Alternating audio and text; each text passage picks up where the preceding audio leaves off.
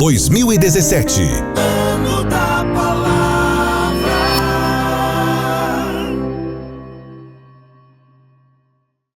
Em 2017, você tem um encontro marcado com o maior evento de educação cristã do país.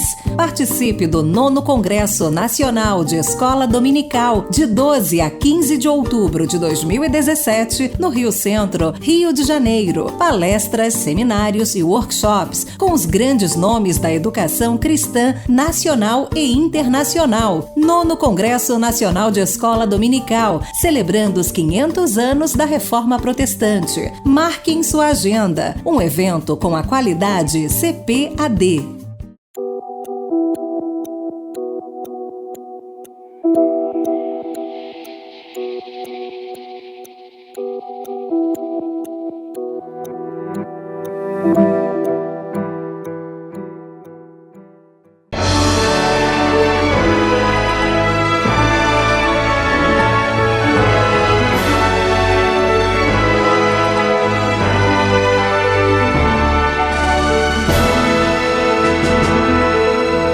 Subsídios.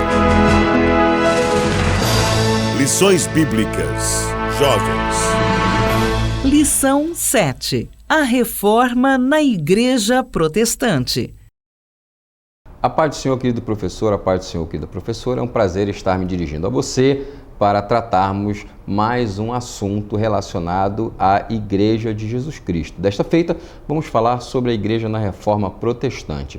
Neste ano de 2017 estaremos comemorando os 500 anos da Reforma Protestante, um evento que foi efetivamente um marco na história da humanidade, pois justamente há 500 anos um homem chamado Martinho Lutero, evidentemente precedido por outros grandes homens de Deus que se dedicaram aí à busca de uma melhoria na forma como a igreja se dirigia ao mundo e como a igreja administrava a si mesma, tanto no espectro administrativo quanto no espectro teológico.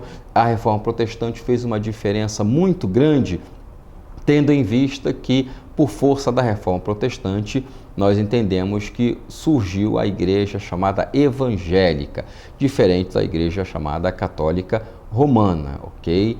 E quando nós observamos esses detalhes, devemos observar também que inicialmente, nos primeiros 3 séculos da nossa era cristã, nós podemos observar, à luz daquilo que é narrado pelos historiadores clássicos, que nos 3 primeiros séculos da nossa era cristã, a igreja foi duramente perseguida pelo governo imperial romano, e por força dessas perseguições havia um certo nível de distanciamento entre a igreja e o Estado. Com o passar do tempo, nós vamos observar também, provavelmente a partir do século III, século IV, que houve uma aproximação da igreja e o Estado, e isso trouxe, com certeza, historicamente, alguns benefícios para a igreja, mas espiritualmente falando, percebeu-se que o povo, em tese, teria se perdido, pois muitas pessoas estavam aderindo ao cristianismo meramente como se fosse uma questão de religião estatal e não necessariamente como uma forma de arrependimento de vida.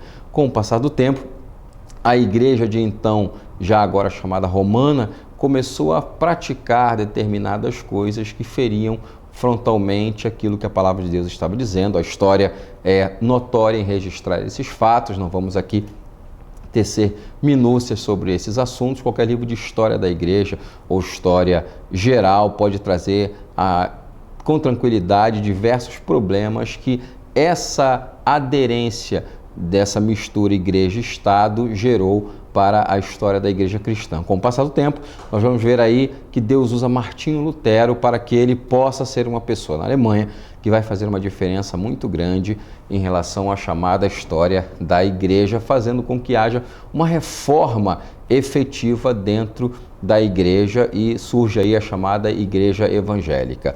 E quais foram aí as observações que podemos trazer como sendo extremamente positivas sobre a Reforma Protestante? Tem inúmeras, mas eu reservei especificamente a tradução da Bíblia para diversas línguas conhecidas, pois até o momento da Reforma Protestante, as cerimônias religiosas cristãs eram celebradas em latim, ou seja, essa é uma língua dos estudantes de teologia, dos monges, dos padres, mas não era necessariamente a língua do povo. Isso causava um distanciamento entre a pregação e o rebanho, as pessoas que queriam ouvir a palavra de Deus. Uma outra observação, após a Reforma Protestante ter acontecido, a Igreja Evangélica investiu pesadamente em missões, fazendo com que centenas de homens e mulheres vocacionados por Deus pudessem se dirigir aí a fazer a obra do Senhor em outros ambientes que não seus próprios ambientes culturais. E também gostaria de relatar aqui, registrar, a questão do Pentecostes, não é?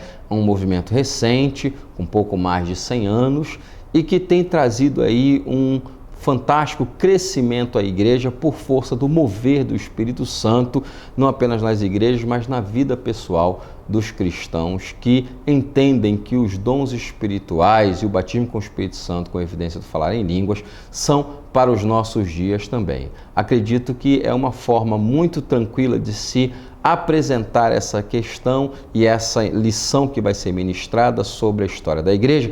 Esses pontos são básicos, não dá para cobrir toda a história da igreja em apenas 50 minutos. Isso é impossível. Entretanto, dá para, na nossa lição, pontuar determinados assuntos que são importantes ou que entendemos ser importantes para que celebremos esses 500 anos da Reforma Protestante e, acima de tudo, possamos entender que quando uma igreja ela procura o poder do mundo, ela acaba se afastando do poder de Deus.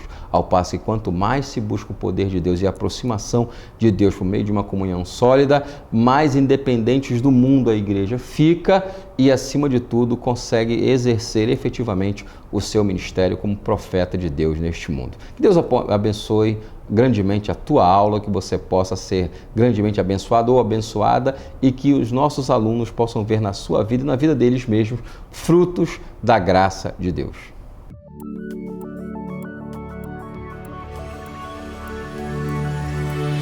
CPAD, a editora da Escola Dominical.